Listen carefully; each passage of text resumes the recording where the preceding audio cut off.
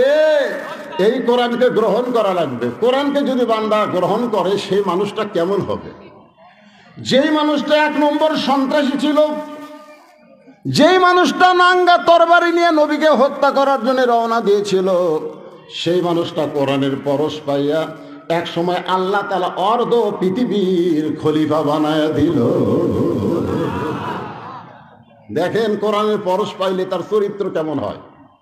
বাংলাদেশের মতন 96টা দেশের খলিফা মসজিদের মেম্বারে দাঁড়ায় খুতবা দিচ্ছেন। খুতবা মানে আমাকে নেতারা ভাষণ দিল না, আরবিতে খুতবা, বাংলায় কি ভাষণ দেওয়া। ওমর ফারুক যখন ভাষণ দিচ্ছেন, এমন সময় মাঝখান থেকে একজন দাঁড়িয়ে বলতেছে, আমির আল মুমিনিন, আপনার ভাষণ আমরা শুনবো না। প্রধান বক্তা এসে গেছে, আর ভাষণ চলে না, সেটা না। আমির আল মুমিনিন, আপনার ভাষণ আর শুনবো না। ওমর ফারুক বললেন, আমার অপরাধ কি? সাহাবী বললেন, আপনার অপরাধ হলো আমাদেরকে খাটো পাঞ্জাবি দিয়ে আপনি লম্বা জুব্বা পরে খুতবা দিচ্ছেন, আমাদেরকে বাইতুল মাল থেকে খাটো পাঞ্জাবি দিয়ে আর আপনি লম্বা জুব্বা পরে খুতবা দিচ্ছেন। যতক্ষণ আপনার লম্বা জুব্বার কাহিনী না বলবেন ততক্ষণ আপনার খুতবা আমরা শুনবো। আচ্ছা, ওমর ফারুকের কি চামচা নাই? চামচা। এত বড় নেতাকে একটা লোক অপমান করতেছে, আর একটা চামচাও কথা কয় না। আল্লাহর কোরআন দিয়ে যখন রাষ্ট্র চলবে তখন কোনো চামচা থাকবে না। ধরে বলেন কথা ঠিক কিনা? আসরের নামাজ 4 রাকাত, তুমি 2 রাকাতে বসো, সমস্যা নাই। 4 রাকাতে বসো, সমস্যা নাই। কিন্তু 3 রাকাতে বসলা কেন?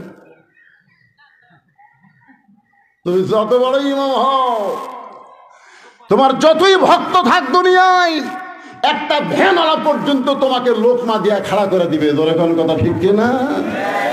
ওঠ ওঠ, তো ওঠ ওঠ তো কর পারে না, আল্লাহ আকবার কয়।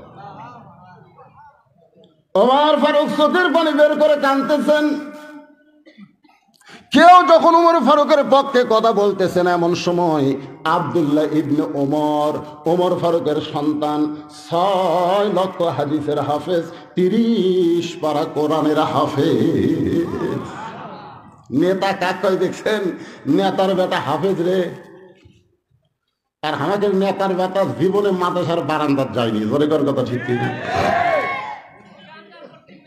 মাঝে মধ্যে আসে 1 লাখ 2 লাখ টাকা দিয়ে যায়, তুলবার গেলে যে কি খেলা ভাই। আমার এক মাদ্রাসা আছে, এক এমপি সাহেব 4 টন টিয়ার দিছে। আমার এক মহতামি হুজুর খালি মাঝে মধ্যে যায় আর খালি ফিরে দেয়। চিন্তা করলাম কে খালি যায় আর ফেরত দেয়, যায় আর ফেরত দেয়।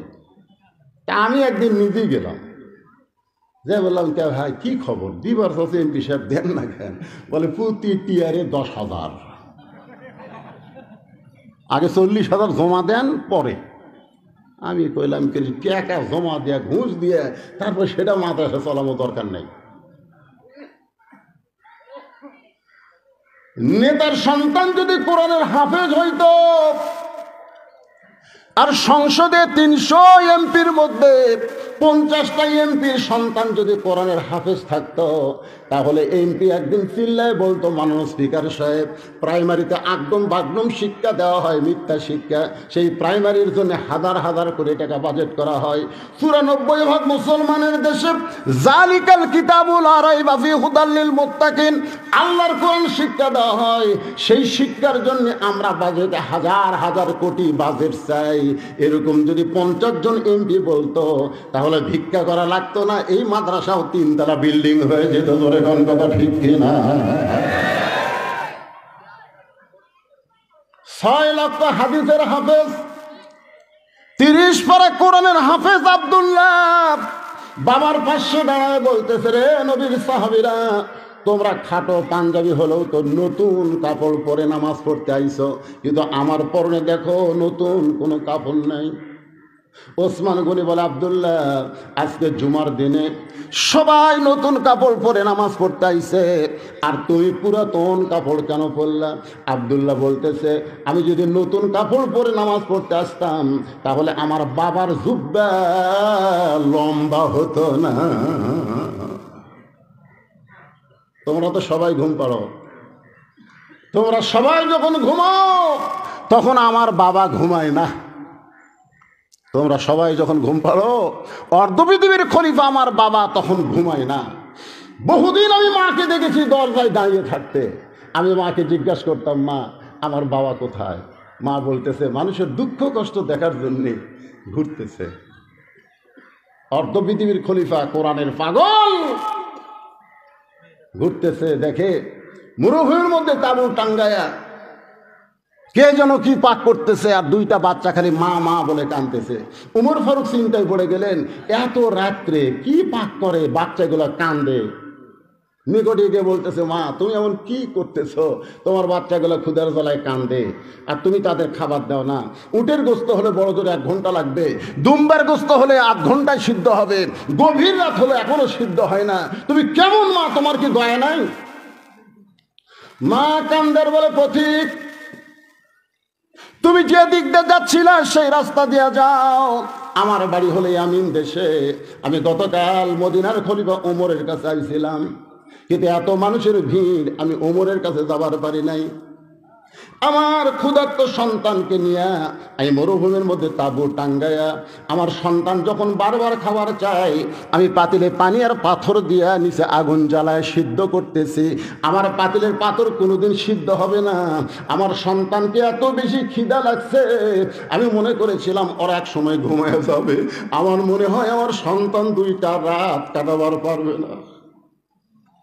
সঙ্গে সঙ্গে হযরত ওমর এক দৌড় বাইতুল মালের দরজায় গিয়ে বলে, আসলাম তাড়াতাড়ি 1 বস্তা খাবার আমার মাথায় উঠায় দে।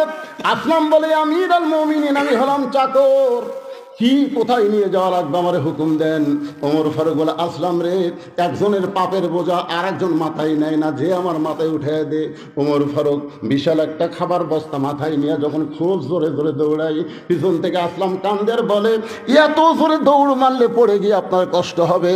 ওমর ফারুক বলেন, নির্দিষ্ট সময়ে যদি যাবার না পারি, ওমরকে জাহান্নামের আগুনে পড়তে হবে।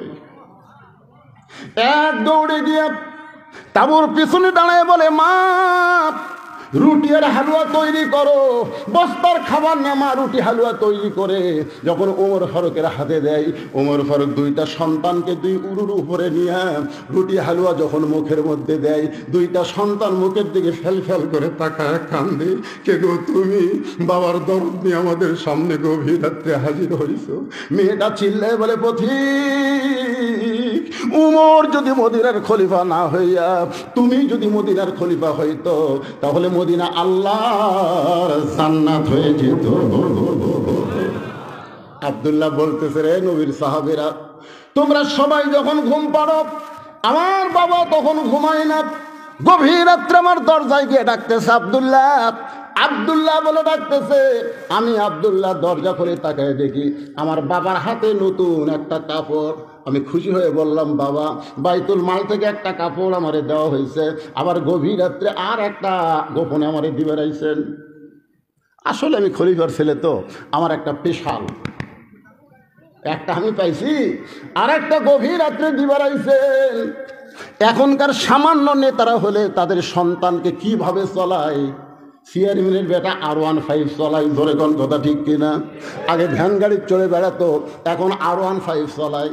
তাহলে অর্ধপৃথিবীর খলিফা আপনি। বাইতুল মাল থেকে একটা কাপড় আমি পাইছি, আর একটা গভীর রাত্রে আমার দিবে রাইছেন। সঙ্গে সঙ্গে হযরত ওমর আল্লাহর কোরআন থেকে তেলাওয়াত করতেছে, ইন্নাল্লাহা ইয়ামুরুকুম আন তুআদ্দুল আমানাতি ইলা আহলিহা ওয়া ইযা হাকামতুম বাইনান নাস আন তাহকুমু বিল আদল। আল্লাহু আকবার, আল্লাহু আকবার। 6 বছর ধরে আম বাগানে চাষ করছে, 6 বছর। এবার জ্যৈষ্ঠ মাসে দেখবার গাছে আম পাকছে কিনা, যা দেখে গাছের ডালে ছোট্ট একটা বাচ্চা পাক আম পাড়তেছে আর ব্যাগের মধ্যে তুলতেছে। বাগানের মালিক বলে, আমি খাইনি, আমার পরিবারে কেউ খায়নি, আর তুই আমার গাছে ধরে আম পাড়তেছিস, তোর বাপক যা বিচার দেবো রে, এই তোর বাপক যা বিচার দেবো। ছেলে খালি মুচকে মুচকে হাসে। বাগানের মালিক বলে, হাসিস কেন? বলে, হাসার কারণ হলো আমার বাবা কোথায় যা বিচার দেবেন, আমার বাবা।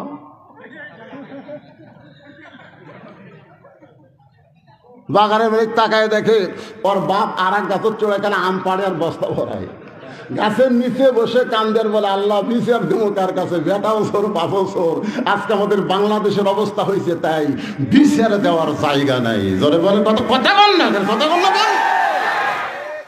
খালি কথা না বলার কারণে আজকে বাংলাদেশে জালিমদের জুলুম বাড়তিছে। জোরে কোন কথা ঠিক না? গত সপ্তাহে 620 টাকা করে 1 কেজি গোস্ত কিনছে। এবার জামাই আইছে, শাশুড়ি বলতেন 1 কেজি হবে না, 2 কেজি আনেন। তো এখন 1300 টাকা লিয়ে গেছে 2 কেজি আনবে। 2 কেজির দাম হয় 1240 টাকা, লিয়ে গেছে কত? 1300। তো কসাইকে বলতেছে ভাই 2 কেজি গোস্ত দাও। 2 কেজি গোস্ত দেওয়ার পরে 1300 টাকা দিয়েছে। কসাই টাকা নিয়ে বলতেছে আর 100। কে রে, গত সপ্তাহে লিয়ে গেলাম 620, হ্যাঁ 60 টাকা ফেরত দে। না না না, আর 100 দেন, 700 করে লাগছে। ওই তখন আস্তে করে কষার দিকে তাকে দেখে সাইডে দাও থসে, খপ করে দাও লিছে, লিয়ে যার উপর গোস্ত কাটে ওই খাইটে মারছে লাত্তি। লাত্তি মারা কষার ঘাড়ের উপর দাও ধরে বলতেছে কত করে কেজি কম। কষাই বলতেছে আপনি যা দিবেন তাই, আপনার কাছে কোনো দরকার নেই। জনগণ জবান খুললে জালেমের জুলুম কমে যাবি। জোরে কোন কথা কর না কেন, কথা কর না কেন, সব চুপ মেরে গেছে। যেই ভারত আমাদের বাবরি মসজিদ ভাঙ্গা, বহু ফাঁকা জায়গা ভারতে আছে না নাই? জোরে কোন আছে না নাই? ফাঁকা জায়গায় রাম মন্দির না বানায়া মসজিদ ভাঙ্গে মসজিদের জায়গাতে রাম মন্দির বানালো। আর সেই ভারতের স্টারদার দি বাংলা আমাকে মেয়েগুলো দেখে, একটা মরদ তাকে শাসন করে না। জোরে কোন কথা কর না কেন, জবান বন্ধ হয়ে গেছে। বাংলাদেশের মুসলমান নামাজ না পড়তে পারে কিন্তু মসজিদকে জীবনের চাইতে ভালোবাসে। ধরে কোন কথা ঠিক কিনা? তো যেই ভারত আমাদের বাবরি মসজিদ ভাঙ্গা রাম মন্দির বানালো, সেই ভারতের চ্যানেল বাংলাদেশে চলবে?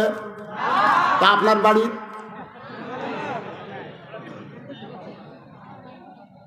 এশার নামাজ পড়ে বাড়িতে গেছে, যা দেখে বউ যে ঘরত বসে আছে ঘর থেকে লো লো লো লো লো লো হরি হরি হরি হরি কি লো লো লো লো হরি হরি কি দেখে বউ জি বাংলা দেখতেছে।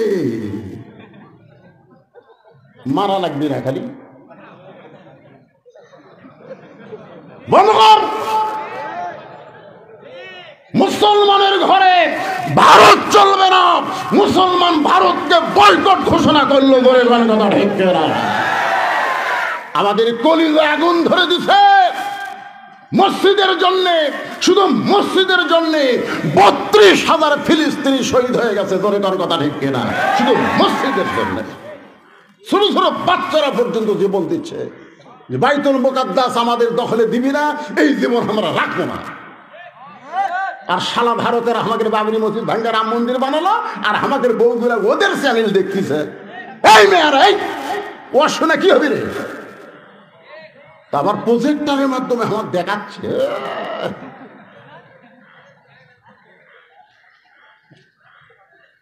রাগ করতে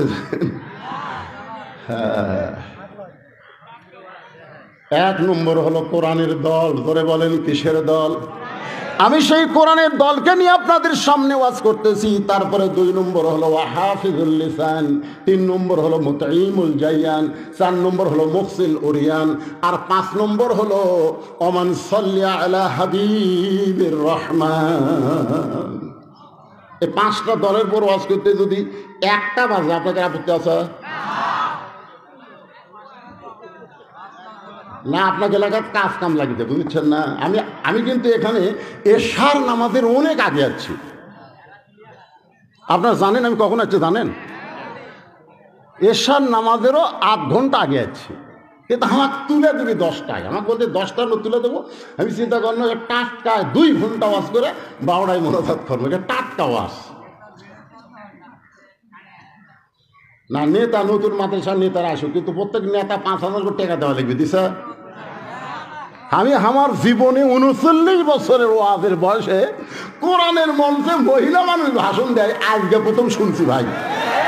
হায় হায়, আমার 39 বছর